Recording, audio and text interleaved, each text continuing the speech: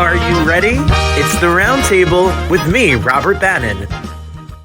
Welcome to the Hi. Roundtable, everybody. My name is Robert Bannon. You're listening to Some Broadway World over here on the Broadway Podcast Network, iHeart, and Spotify. And Lisa Brenner is here with a brand new movie that looks so incredibly adorable and cute.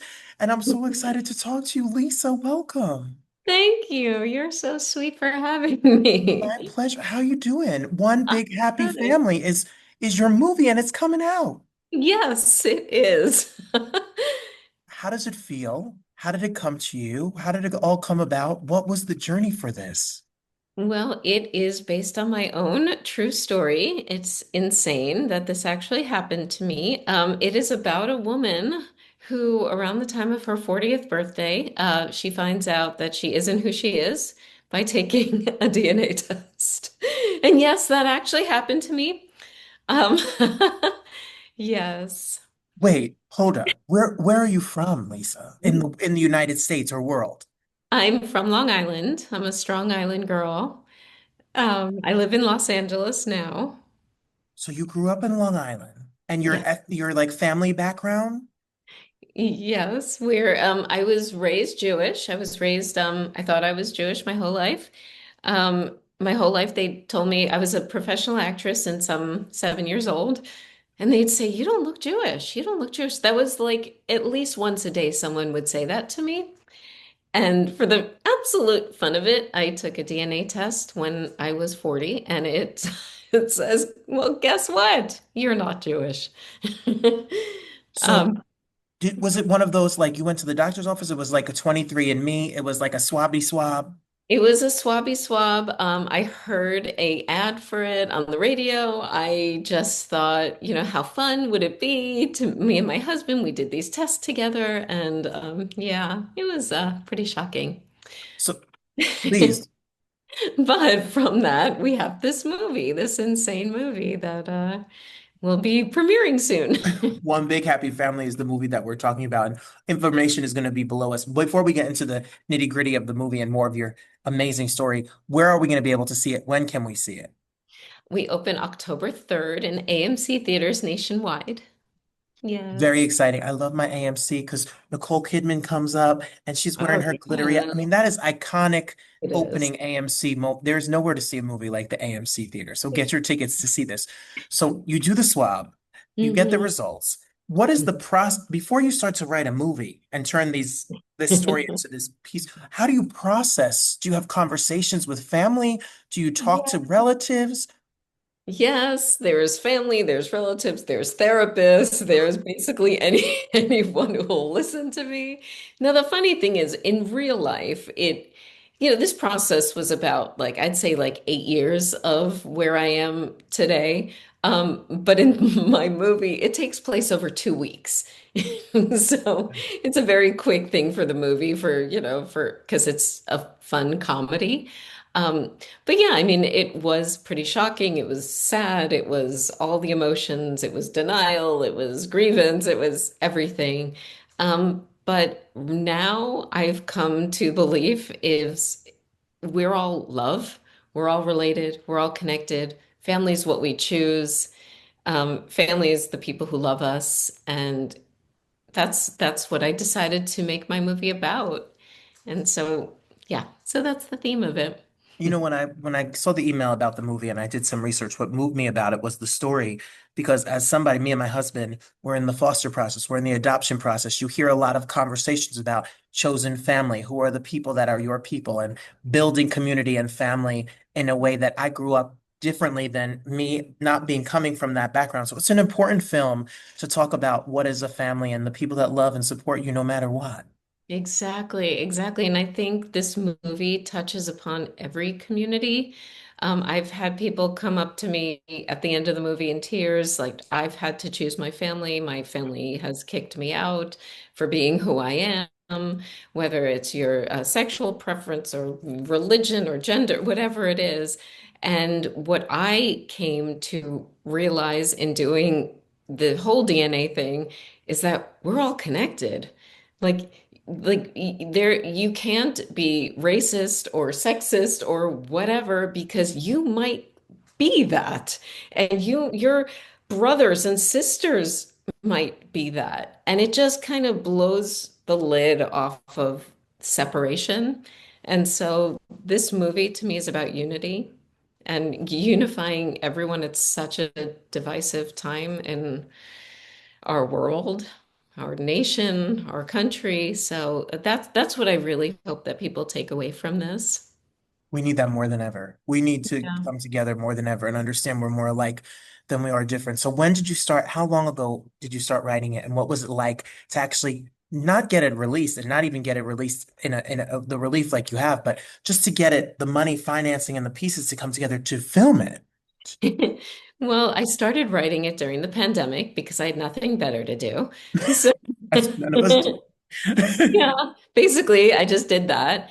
And then each step was another hurdle that I had to cross. And I'm such a determined person. I just wanted to get it made. And the fact that it's going to be in theaters is beyond my dreams. So, yeah, it's every step. I started producing theater in LA, so I knew how to produce theater. Then I started producing movies, so I knew that part of it. I never wrote anything before. So, yeah, and to Wait, have a theatrical release is pretty awesome. you never wrote anything before? No, this is my first.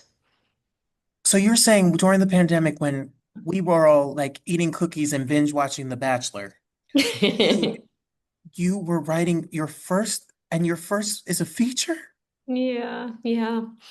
Believe me, I was binge watching Bachelor and eating tortilla chips. Oh, But yes, I I definitely it started my tortilla chip addiction, and that's the only addiction I have. But yeah, I wrote that.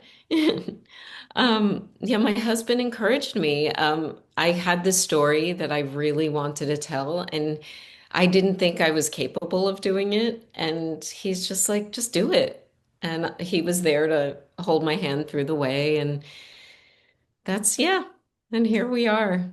was there through the writing of it? I know you talk about therapy, and I'm a Jersey. You're a Long Island, and I'm a Jersey, so it's the Mhm. same. It's the same. Bridge and tunnel. We are the bridge and tunnel people. I'm Italian. If you grew up Jewish, if you grew up Italian, it's the same thing. Same thing. So, was there some? My therapist has a house on the Jersey Shore with my insurance money. Thank you, God, for my therapist for growing up. You as bridge and tunnel people like this. Was there Yeah. something cathartic about writing it that was healing to you, and then the process of filming it did it come full circle at some moment for you? Well, you know, it's so funny. I was able to do such a separation of the story and myself this whole time until about 2 weeks ago when I started to do publicity for the movie. And then I'm like, oh my God, I'm telling the whole world my story. This is crazy. So I feel like the cathartic thing is actually happening right now in the actual like birthing it to the world. It didn't seem real until right now. So yeah, I think I am. What is the reaction like for people that Oh have my known you? gosh. Um, I think my family loves the gossip part of it. It's definitely given a lot of fuel to the fodder. I'm getting texts from people in my high school like, wait, what? Like, wait, what? You have to explain. So there's a lot of that. Um, but yeah, I mean, my mom and I have been on this roller coaster for so many years that it's part of our story at this point. And yeah, it's kind of who I am. And it's really not that big of a deal when you come down to it, when you think about like what your family is. Nature versus nurture has been a huge thing that's come up, but also touring the country, going to all these film festivals, talking to people who've had experiences like this has been so incredible. The connection of other people who just, whether they're adopted or they had given up a child, or all of this has stirred up something. The mother-daughter relationship, a woman came up to me just bawling in tears that she just lost her mother and just how much she loved her and how it's portrayed on screen. It's like, how do you even put that into words? It was hard for me. It's still hard for me. My mother is alive and my best friend, and we speak 2, 3 times a day. And to tell her how much she means to me, that's what this movie is for me. I love that. So tell us about the cast and who's in it. I mean, you have the incredible, the Mm. amazing, legendary Linda Lavin. So tell us about what it was like to work with her and her sadly her last screen appearance. Yes. When I was writing it, I knew she had to be the person to play this role. She's incredible. She's a musician. She's a singer. She tours the world. Every weekend she was in another country. I'm like, what? I'm like, I'm too tired to even wake up in the morning, and she's everywhere. And I wrote her a letter and I sent it to her agent. And the next day she responded and she said, I want to get on a Zoom with you. And we became instant mother and daughter, just instant. And not only did she become my mentor as an actor, I mean, just seeing her life and the experience, just watching her act was just like a master class. Um, as a human being, the work she's done on herself through the years and through her marriages, and just an incredible, incredible person. And thankfully, she did get to see the movie in October of last year, her and her husband, and she loved it. And so that kind of put a blessing on the movie for me. And then in December, she passed away. So I like to say what began as a love letter to my mom in writing it, it really became a love letter to Linda. It really showcases her in everything. She sings in the movie, she's funny in the movie, she's vulnerable in the movie. She's everything. And gosh, I just want to share her with the world. There's no one who has timing. Like you talk about a comedy, the timing, the comedy is hard. When you go to acting school, they say drama is easy, comedy is hard. That Oh, timing, yeah. she was incredible. Oh my God.